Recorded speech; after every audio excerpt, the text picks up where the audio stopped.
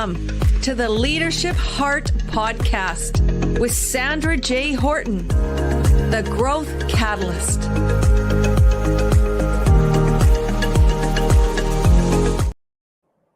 Well, welcome everyone. Welcome to the Leadership Heart Podcast, the show where bold innovation meets conscious leadership. I'm your host, Sandra J. Horton, and I believe that leadership is not about titles. It's about impact, intention, and the courage to serve others.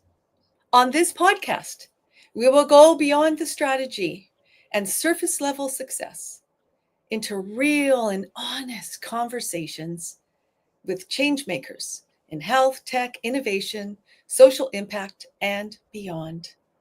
You're going to hear from visionary leaders like Alessandro Carli in just a moment, because we are building those connections around the globe. Leaders who understand that in a world powered by technology, it's humanity that must lead the way. If you're ready to lead with more purpose and clarity and heart, you're in the right place. So let me bring up our wonderful guest. Let's bring up, there he is, all the way from our beautiful place in Italy. Alessandro, welcome. Alessandro Carli, thank you so much. Hello, everybody, and thank you for having me, Sandra. I think I'm starting to loving it already.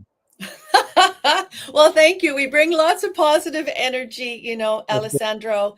And now that I have you live, and welcome those, we're going to make sure that I keep track of the comments. So whether you're with us live, welcome, welcome. Please leave a message where you're coming in from, or if you're listening to this later on the podcast. I'd like to introduce the amazing Alessandro.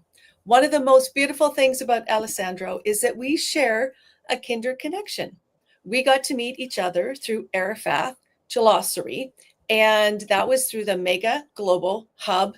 And sorry, my thing is just binging. Even though I turned it off, that's okay on my end. So Alessandro is an amazing man who has been working in personal development. I just have to read a few moments here because it's so much amazing work that you've been doing since the 1990s. That's amazing, that commitment to personal development in this whole area. And one of the things that Alessandro has absolutely mastered is the importance of systems dynamics. So as a leader, this is something that you really, truly need to lean in and to understand. And it's called systems intelligence. And I love that word, intelligence. And learning how you can relate to reality. There's different perspectives. There's different ways of looking at that. And we're going to dive into that in just a moment. He works with small business owners and professionals and executives. And he truly is the one that helps support them as a coach, as a guide to move forward in their leadership. He has written also in 2 books in Italian, The 5 Principles of Corporate Success, which is important in 2002, and The Purse, Your Purse and Your Life on self-esteem in 2008. So welcome, Alessandro. Thank you so much for joining me today. Thank you again. Thank you again, Sandra. It's a pleasure. Well, I always like to start off with something a little bit fun, something that maybe our audience won't know about you. So what is one surprising, interesting fact about yourself, Alessandro, that you could just start us off to share with everyone who may be listening? Well, look, you were mentioning before the fact that I've been starting very, very early back when I say 1990s, it was like 1990, just that precise year. Yeah. And I had no idea what I was doing because at the time, perhaps in the States, of course, yes, because North America in general, they've been talking about personal development and all these things for a long time. And but in Italy, there wasn't that much stuff, you know. At the most, there was memory techniques. That was and mind dynamics, stuff like that. How to use your mind, how to strengthen and empower it, and etc. That was about the only thing. But actual personal growth was something that was not known. And that's why we were working in Geneva, in Switzerland, with people coming from all over the world doing this leadership class. And I was one of them. And going in, that was back in 1987. And an incredible experience. In 5 days, I just not just me, people just turned over, and like 180 degrees. And we were never, I said, we will never be the same again. That's how strong it was. It's so true, and I'm sure this resonates for everyone. We can recall, we can imagine in that moment of in all of our lives that we had that stop and that aha moment. Like there was Yes. an instant reflection, an awakening, a opening of, oh, I see things differently. Like, so in your aha moment, is there one that really resonates, like in this particular aspect in your leadership that really fundamentally changed you? I remember mine was when I was at Royal Roads University in Victoria, BC, because actually Alessandro comes originally from Montreal and then moved back to Montreal, into Italy with his family again. But so we share that. So it was in Victoria, and it was just like it was called an untold story, and I unlocked my whole inner essence of a leadership story. Can you think of something that was that fundamental moment that was like, oh, this is it? Yeah. Well, of course, I was studying books and reading books at the time because Mm-hmm. I needed to learn myself, of course. And I remember reading this incredible book by Stephen Covey.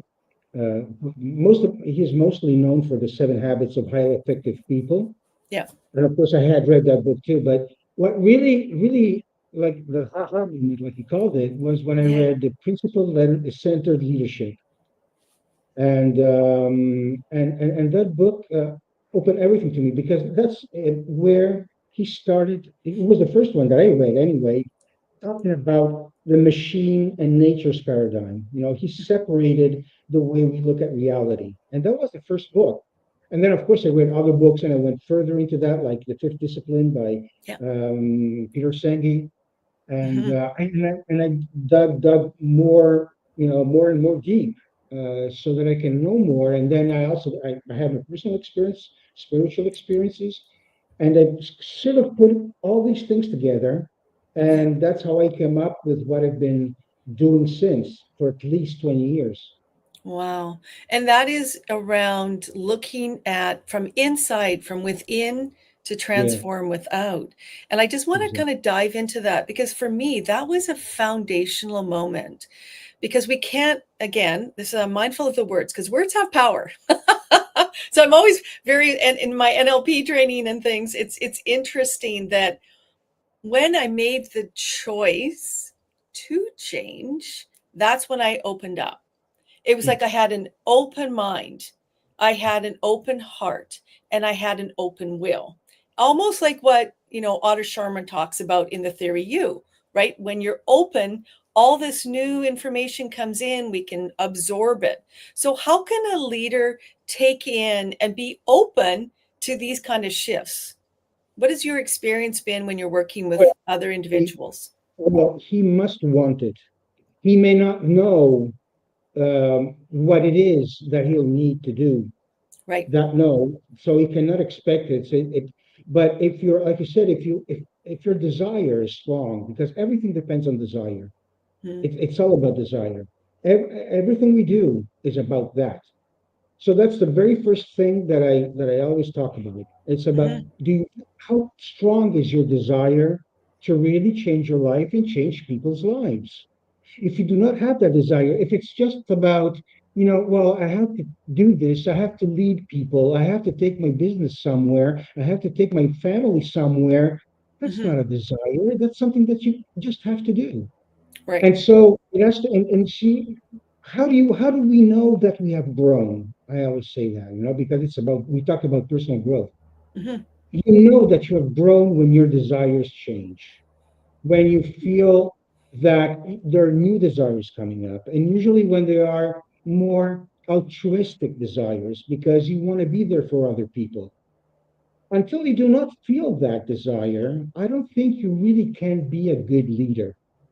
Okay. Now it's Mm. normal that we start from, okay, I need to build myself, so I have to focus on myself. Yep. That's okay. That's fine. It's a part of the game. But you come to a point where you say, okay, now I've grown, I've learned a lot. What am I going to do about with all this? Hmm. And so you your desire, and that is a sign that you have grown. I love that. And I'm just reflecting in it. And to me, it's almost where different transition points in our lives as we're growing. Like if you even look at, Maslow's hierarchy of needs. We're Mhm. fulfilling all our basic needs, our self-esteem, da da da, as we go up the beautiful pyramids. It's almost where we get to, and you talked about this a little bit earlier about the spirituality, but the self-actualization. There's Yes. more to us, there's more to just me. That it's a we. It's like, where do I sit in the relationship with my systems, with what kind of impact do I want to have on the world? So how do people, as you're saying, identify those passions? Like, is there any tips or tools or things that you help people kind of go, oh, that is important to me, that is a passion? Because I found coaching other people that for some, they're so on autopilot. They're just going and doing and being. They haven't taken the time to stop, observe, and kind of identify that. So, how are you helping people to do that good work? Well, it's about, as we said, well, you used a very important word, which is opening, Hmm. and to be open, because I don't think you can plan that beforehand. You cannot know beforehand what you Hmm. need to learn in order to assess the fact that you have grown and that you want to do something for people. Hmm. Things just happen when you're open and you're following a path. Yeah. For sure, 100%. It can be today, tomorrow, in a week or a month, but definitely things will happen that will tell you that you are on the right track. And that's why you need to be open for that. Because if you're already in your mind, you already have decided what has to happen, then things are not going to work, because things are going to happen and you don't see them because you're so focused on what you thought that was supposed to happen. Right. So And you're very narrow focused, is what I'm hearing you say. exactly, We need to exactly. stop and open that up. And I want to welcome Cecilia. Welcome. Thank you, friend. Thank you for your comments on. We just love having Cecilia. Appreciate your support. And I love how Cecilia said Alessandro is an international leading English speaker. Yes, his style, your tone of voice, and content of his lectures is just amazing in terms of top quality. I love that. And I just appreciate that. And I just want to honor you also saying, in order to conceive others as well, to gain credibility, you have to know yourself very well. Yes. As well as have a high degree of self-esteem. Yes. Thank you, Cecilia. That's really adding to that whole piece. I want to shift a little bit, Alessandro, because I want to get into systems thinking, because I think a Yes. lot of times people aren't aware of that. And I remember, as a good example, and maybe again, just to kind of set the context, I remember in a younger version of myself, and I was like gung ho, and I'm going to make all this change in the systems. I was leading some transformation work.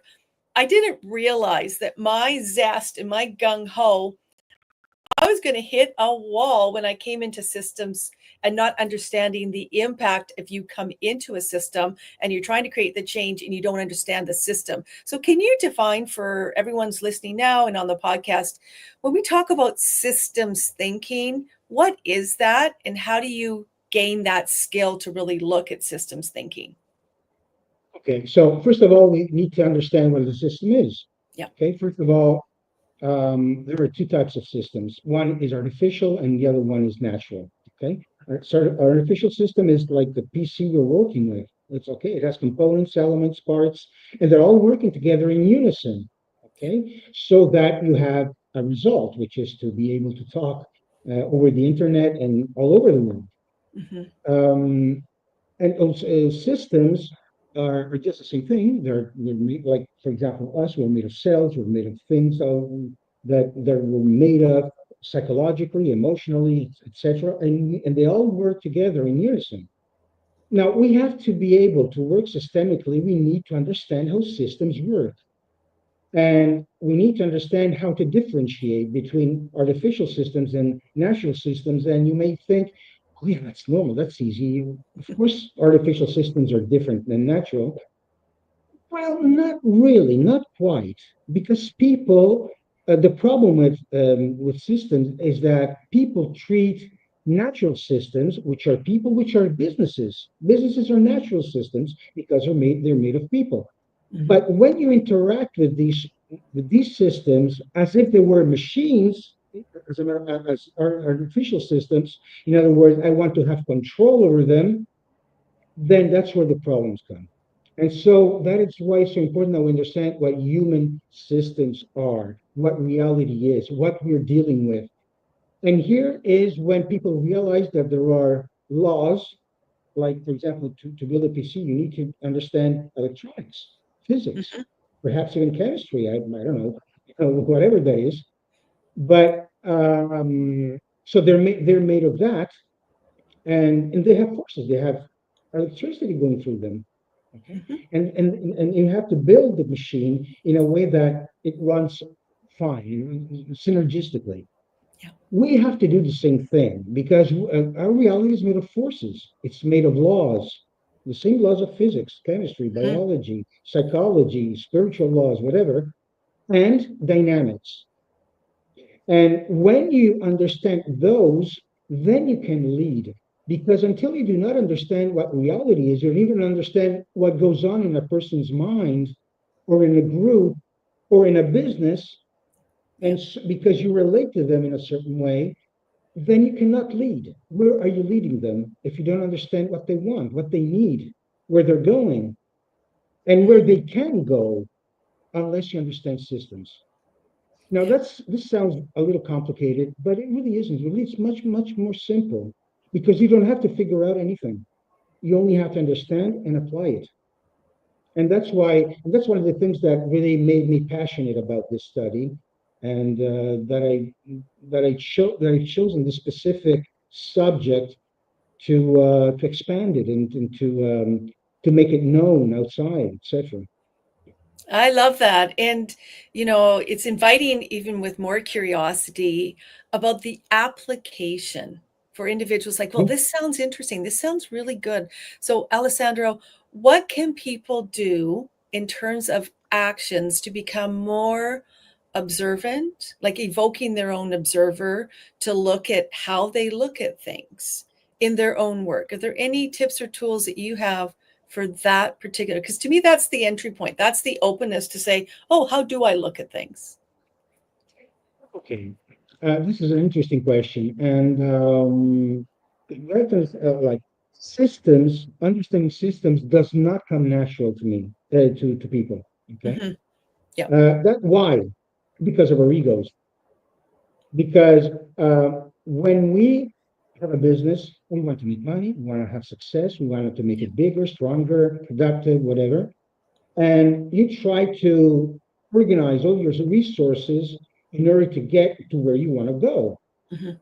And because you want it for yourself, automatically this becomes something that is anti or non-systemic, which means you're treating things like machines, like something artificial.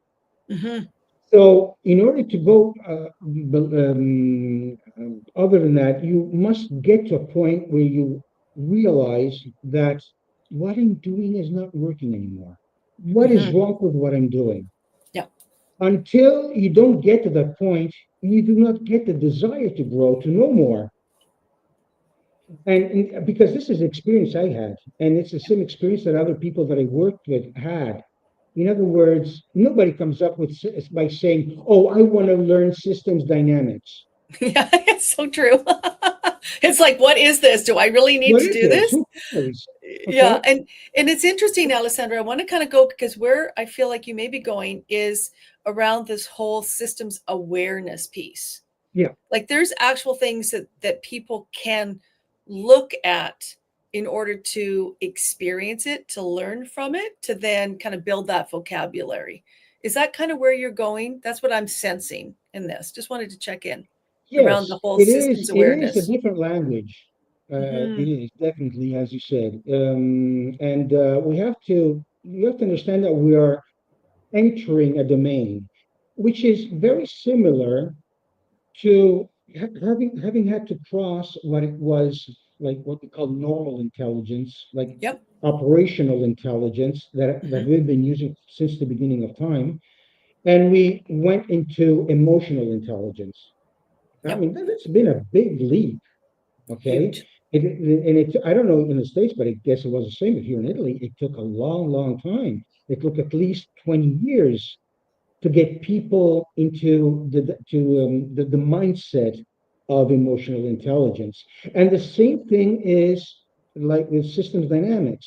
But you see, how did we go from operational intelligence to emotional intelligence? As I said before, because at a certain point, you understand that operational intelligence alone will not work anymore. People need to have other types of interactions with their Yep. surrounding. And that's Hmm. where emotional intelligence came in.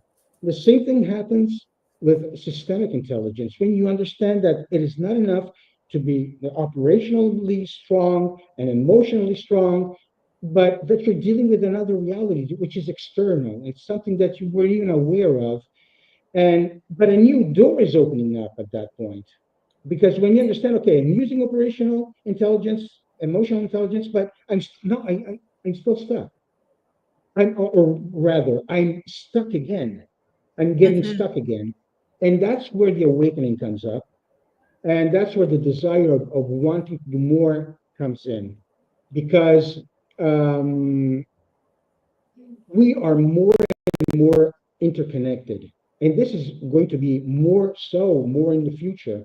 Yep. And the more we connect, the more the world shrinks. And we are not only more connected quantitatively, but even qualitatively. And that's where the game changes. And that's where Yep. you need to be able to connect with all these things with different tools, basically. Yes. Yes. And I think the word connection is a powerful word, Yeah. because connection can come as transactional, or it can actually be more transformation, where we actually experience it, where we feel it, we see it, we hear it.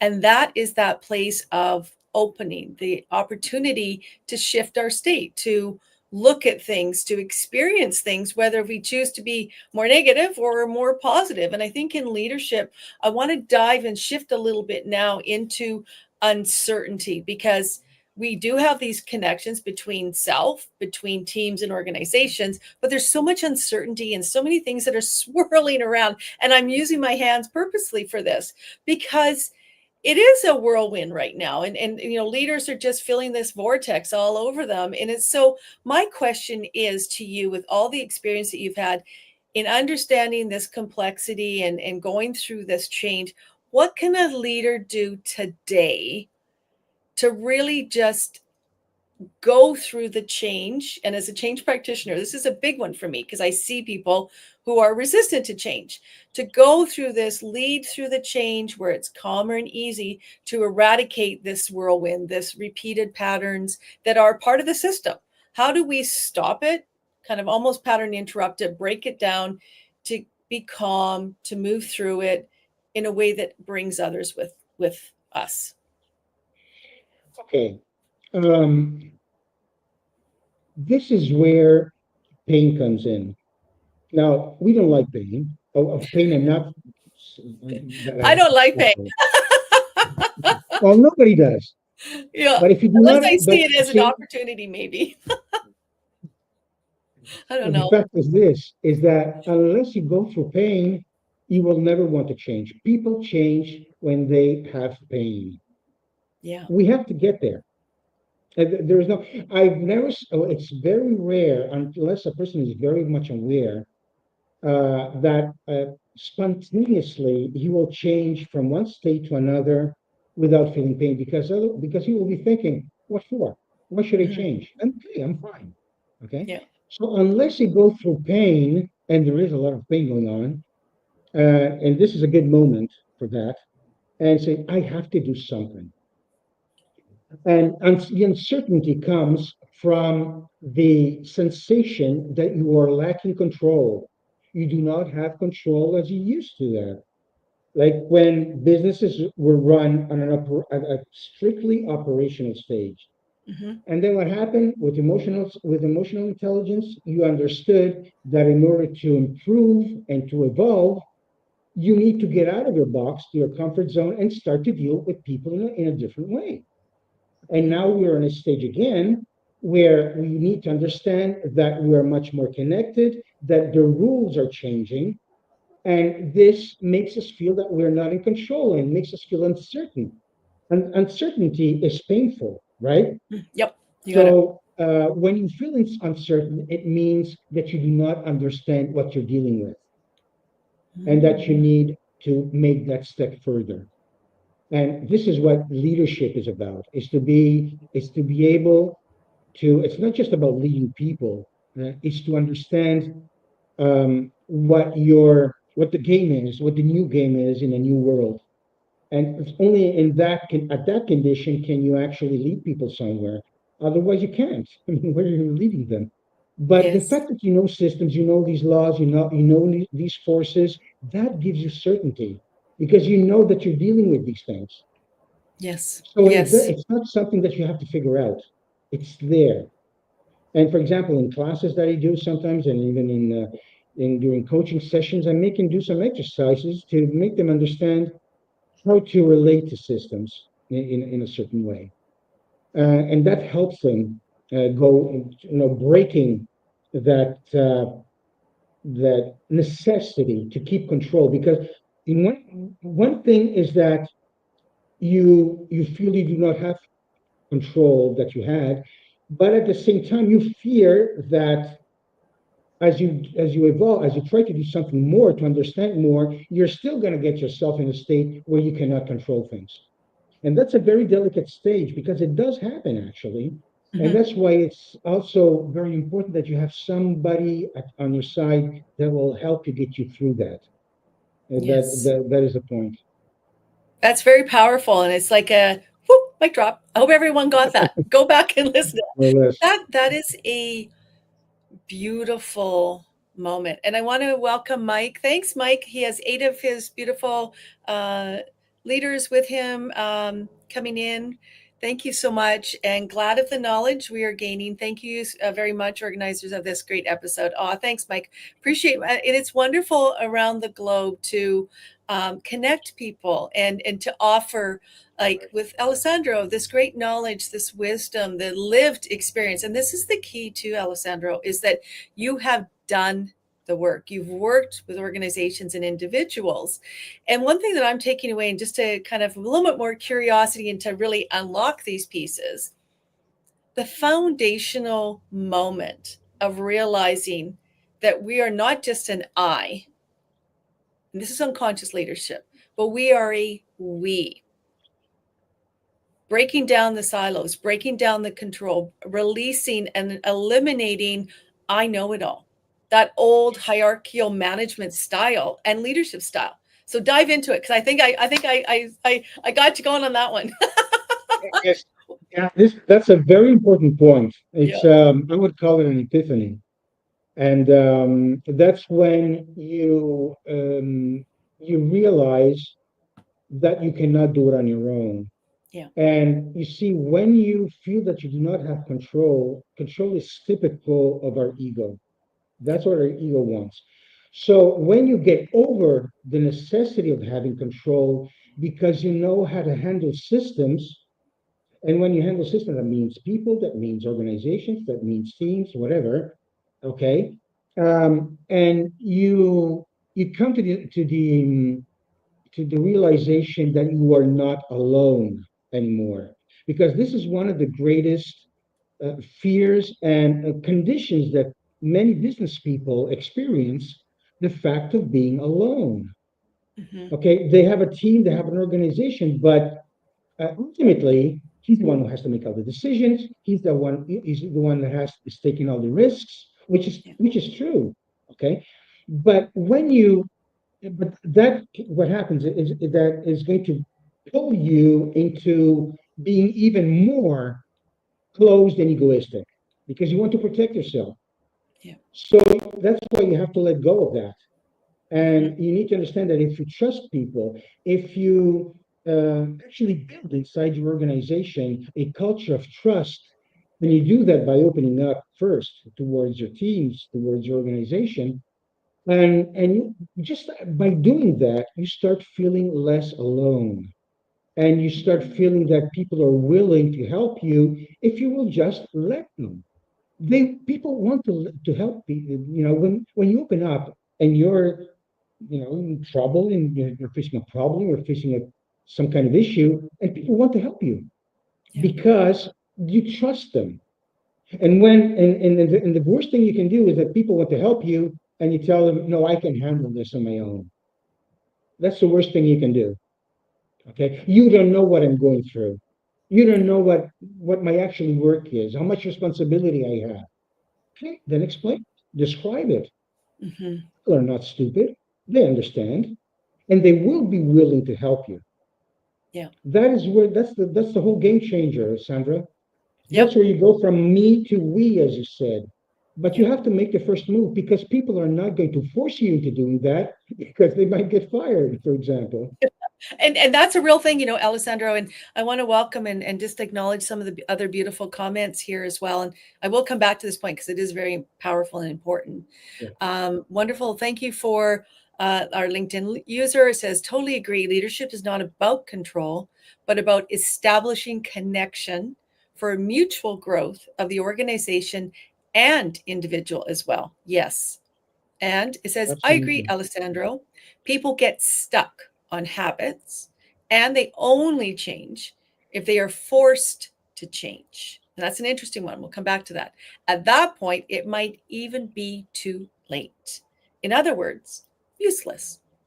I think that a good leader needs to convince people to change whenever necessary without forcing them, but rather trying to understand the reason why they are like that and that why they need to change. Yes, yes, yes. And motivate rather than impose. So thank you Right. to the LinkedIn user. I don't know who that is, but thank you so much for that. Because That, that's that's, the a, richness. It's great. that's a beautiful comment. I agree. I agree 100%. And that's when people when they're forced to change, and people are forced to change when they Yeah. feel the pain. Yeah. Because not necessarily when you get yourself into a situation where you have a problem, okay? But if you're very resilient, and in this case, resilience can be a problem, but then resilience becomes resistance. That's actually resistance. When you Mhm. resist the change, and because you feel that you can handle that, then you do not feel your pain. You are not going to allow yourself to feel the pain, and you're still not going to change something. And at that point, you have to get to a breaking point. Mhm. And unfortunately, there's nothing you can do about that. You cannot change it unless there's somebody who can help you understand that it's okay to change. You don't have to get to Yeah. that point where it's either break it or leave it. No, Yeah. Yeah. it's not that dramatic. You don't have to get to that point. Yeah. And that would be a good idea to have somebody underside helping them in that. Yeah. And I think understanding, as a certified change practitioner, I think the whole change resistance is a was kind of left over on the side over here. This was the soft skills. We talk about how we used to be functioning. Nowadays, it's like, no, it is essential because change is constant. And the more change that we're experiencing, we need to understand that it's an opportunity to look, to grow, to look at things differently. But we need to invite people in to understand what's in it for them, the early acknowledgement, the early understanding of, and we see this in town halls, we see this in whoever's communicating that change. We need to really, I feel, more strong commitments to the whole change management process in all of the change that we're doing right now. And I don't see that as much, but I feel it is starting to shift because people are resisting. We know that 70% of projects will fail because we haven't put in place the right change management plans. Exactly. And then they'll have to change. They have no choice. Yeah. And that's not a very wise and good way of changing, Yeah. And again, I unfortunately. love how our, oh, hi, Cecilia. Thank you again. I don't know why. She's just saying why she's on LinkedIn. It's an interesting thing. I think it's just how it is. It's all beautiful. But I want to acknowledge, she says that true leaders are who just don't manage. They don't just manage people, they inspire unity. Yes. And they turn teams into something greater. That's that shared values. I'm going to shift. I know we're already at 35 minutes. I'm like, oh my gosh, we could keep going here. And there's so many different areas, but I do want to just kind of go back into the whole leadership heart. Because again, at the essence of us is our heart, getting out of our mind, like reprogramming that subconscious mind, going into the heart. So, Alessandro, we've talked about, around this importance about the change, the aha moment. What does leading with heart mean to you now? And how has that definition perhaps maybe changed through your own journey of how you've been coaching people, or how it started initially, or maybe it's the same? Because I think that's the important thing of understanding you as an amazing individual that you are, and your commitments, your consistency to help others to change. You have a big heart. So what is your definition of what does leading with heart mean? Okay, leading it with heart means like it's first of all a desire, and we always come back to that because desire is a starting point. Okay, so first of all, you have to feel that desire. When you have that desire, you want to share it, Mhm. and that is where the heart comes in, the love comes in. Now we Mhm. have to be very careful because I think there's a great misunderstanding about love and about heart. That it's just, oh, I feel so much for you. That's the feeling of love. It is Mhm. not love in itself. Love is the desire to connect with people, that wanting them to be well before I am.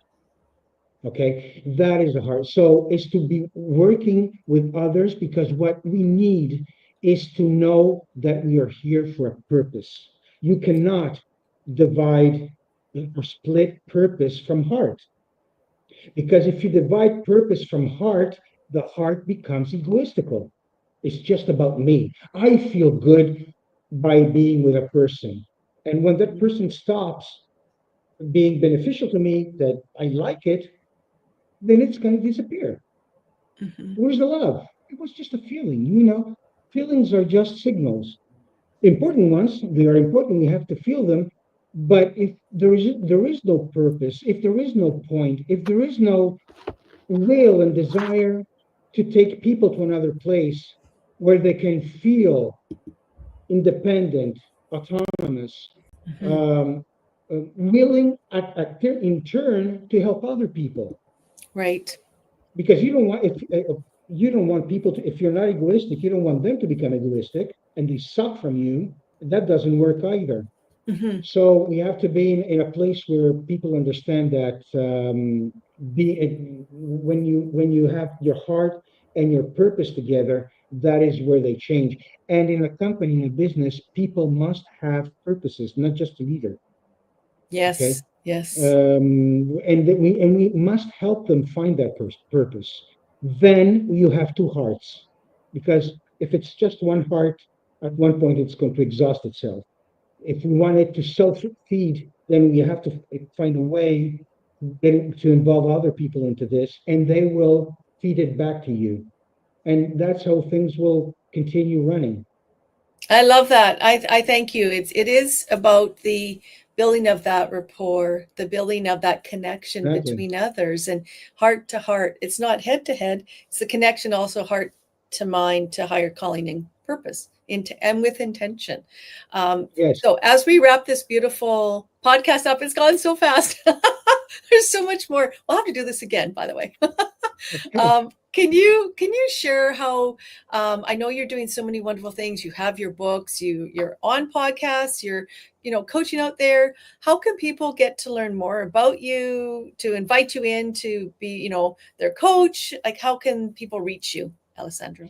Well, they can do that through LinkedIn, of course, or they can do it through my website, which is alessandrocarli dot it/en for English.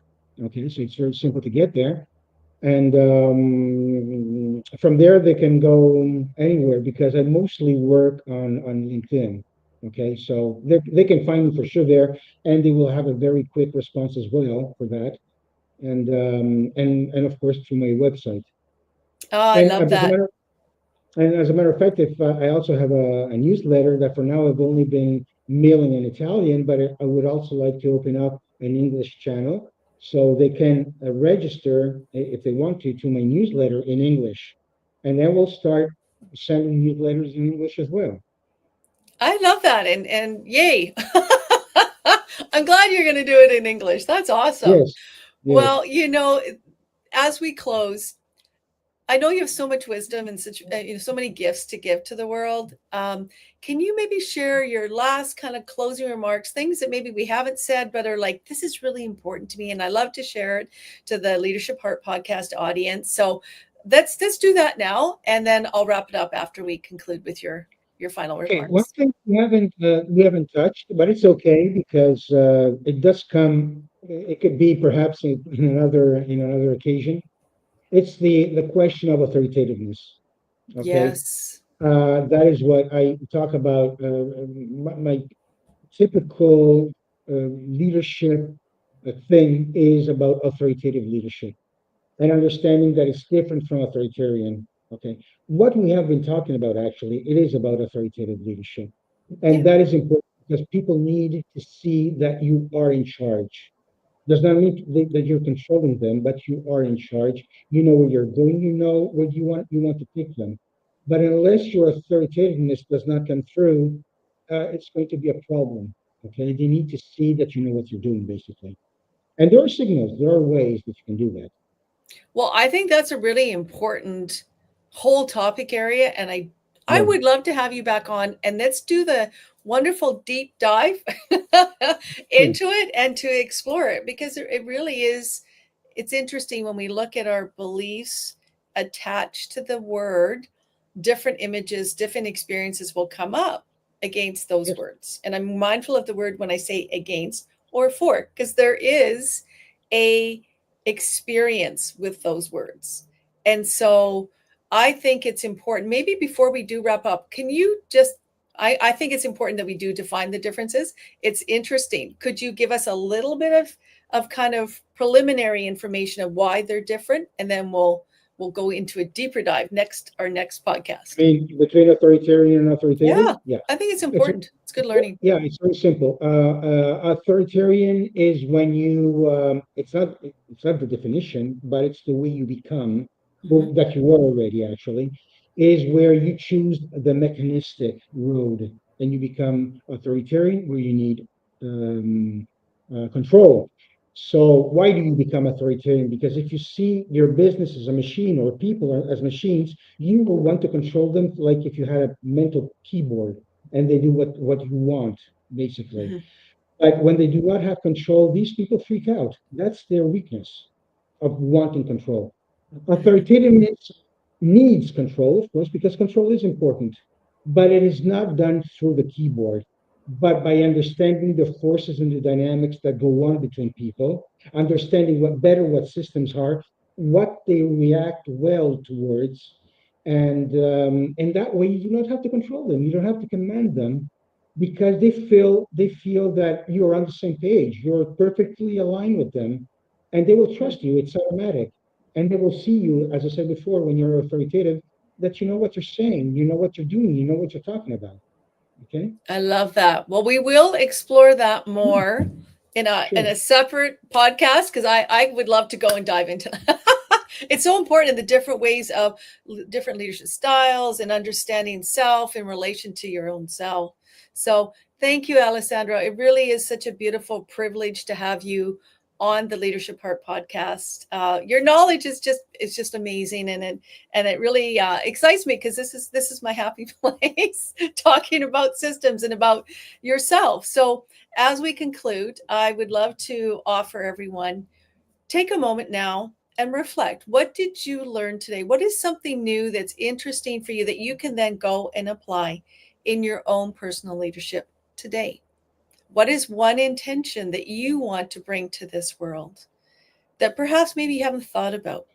The new learnings of not just an I, but a we, to be in that present moment rather than being scattered or trying to control everything.